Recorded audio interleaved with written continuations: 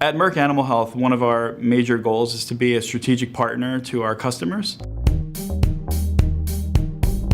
Insights and research really allows us to have those conversations so that we can really help them and have them see us more than just a provider of products. And so one of our goals was really to be able to help our customers communicate the message that tilapia is sustainable for the environment, very healthy, and just overall a very valuable source of protein.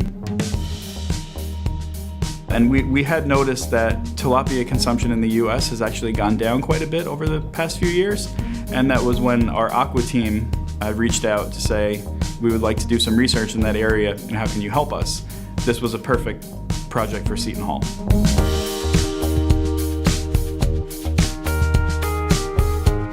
The main question that Merck was trying to understand is public perception of tilapia and where consumers get their sources of information about tilapia. The first step of this process was that we conducted a focus group to not only hear what the respondents are seeing, but their reactions. Some people had, surprise reactions, others had very straight-faced reactions. So it was interesting to see what they're saying as well as what they're feeling and what their reactions are. And there were a few things that kind of caught us by surprise. I mean, I didn't know that you could have what someone described tilapia as a man-made fish. I didn't know that was possible, but it was interesting to hear. And we found that there was just a lot of misinformation around where it comes from, what it is. And then the second step was creating a survey. It was funny because we got very similar feedback from what we got from the focus group. So the fact that consumers want to learn how tilapia is raised, how some of them weren't even aware of the health benefits of tilapia. Seeing those results kind of confirmed our focus group data and created a report from there.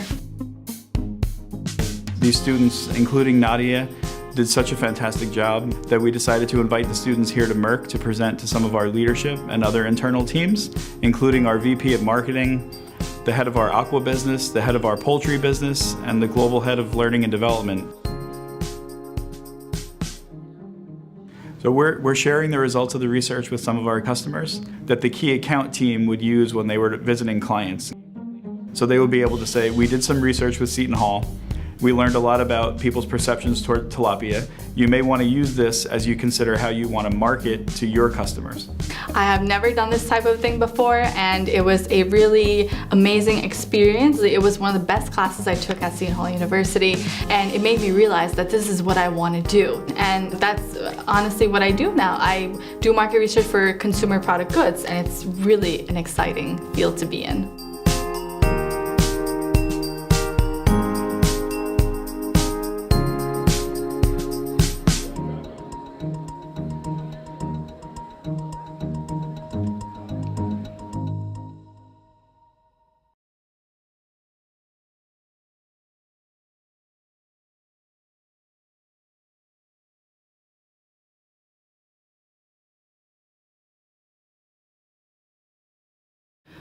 People think you go into the military if you just have no other option, or you just kind of did really bad in high school, or you were kind of caused trouble, just didn't really know where you were going to go, and that's not always the case. Like I said, from South Carolina, it's more of a pride thing. It's you join the military to help your country, and it's really important. So when I got the chance to work with the Army, I felt really comfortable with it. Didn't exactly ask to be there, so I felt like it was more fate that way.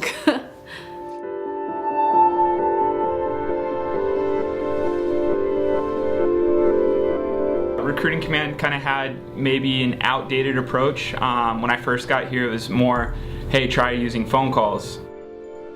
We wanted to learn how to get that target audience and the best way to contact them.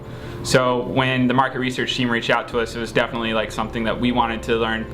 In the beginning, we weren't expecting it to be as much of a big project that it was. So I think in the beginning, we kind of just looked at each other and be like, okay, it's a market research project, not really knowing anything about market research.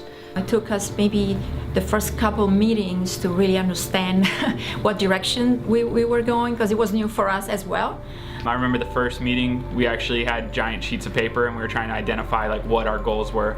And from there it kind of spiraled and developed into real goals that we could try to achieve and stuff we could actually focus on. So we held a focus group, which really helped. So do you guys kind of think the military is like a last resort? So we had about 8 to 10 participants, and I was the moderator for it. Is that your perception? We pretty much knew what they probably thought about the Army, so that kind of was confirmed. I'd say there's people that are really smart, and then there's crazy people. And I would say the crazy people are kind of the kids in high school that don't really finish. It was surprising to see how little people actually knew about our organization. A lot of people think that we're kind of like robots and we power down for the night. We don't have families, or we don't have hobbies, or part. you know, stuff like that. I always think that's pretty funny. And I know it's difficult to hear what you're doing wrong, but it's kind of what you need. You need to hear what's wrong so you can fix it. We were working so hard on this project to get this type of data, so the fact that we were seeing it actually come to life was really cool. We definitely need to update and change the approach as far as contacting young men and women. So we incorporated their findings into our virtual recruiting program.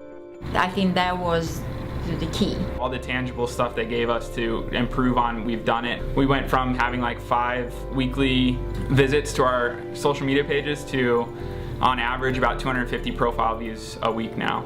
It was a little intimidating to begin with, but when I started really diving into the project, it became a lot easier to me. I figured out what they were looking for and how to find it.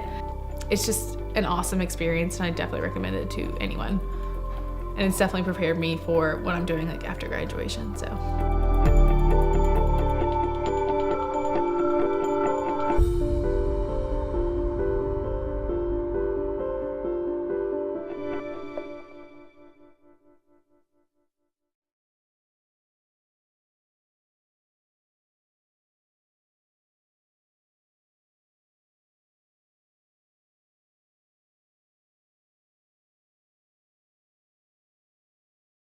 My name is Brendan Kane. I am a sport management and marketing major at Seton University.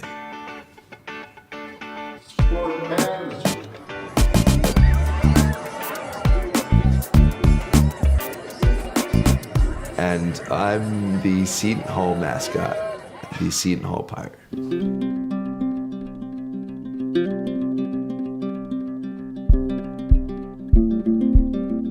I remember when we first found out that we had Newton, we were like, oh, that's not really something that we're looking forward to. But then once we started working on the project, it really sparked my interest. I wanted to know if, based on how long you've lived in Newton, if your perception was different. My name's Thomas Russo Jr. I'm the town manager here in Newton. There's so many layers to this that people don't realize. You think, well, you're a town, people move in, people move out, they like the schools, they don't like the schools, you have parks, you have good roads, and it's that simple. It's like, oh no, we're way past that. We're looking at a very deep level of what's the emotion behind why do people move here, why do people stay here, why do people leave, and what can we do to keep Newton not just stable, but like to make it grow and be vibrant. This isn't a game or anything, this is survival. Going into the project, we were kind of nervous, I guess you could say, was the best way to put it, about what the expectations were. Granted, even though I had no background in working in this type of environment, that I was going to make sure that we gave them the best possible results and made sure that they were really satisfied with what we found. Professor Warner was a very big help. As he says, you don't want to boil the ocean when it comes to finding these key business issues and questions.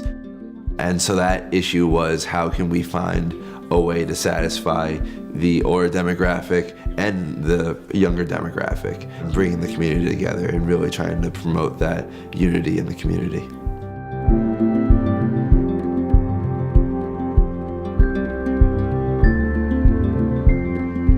Great. We could talk about the fact that we added the movie nights because of the surveys, and now we're doing concerts. We're doing a summer concert series.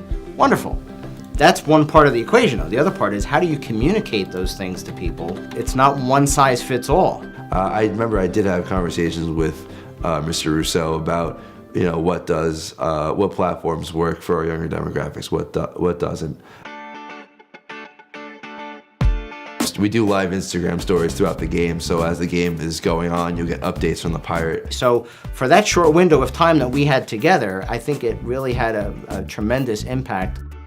It gave me justification for the community development director position to turn more into a marketing position. Working with those students had impact on staffing, morale, budget dollars, how they're allocated to things people are experiencing in the community. We kind of spun this element of being uncomfortable, of not knowing what was like required of us, and really used it to our advantage, I would say. And that's why Seton Hall is where leaders can learn and look what great minds can do.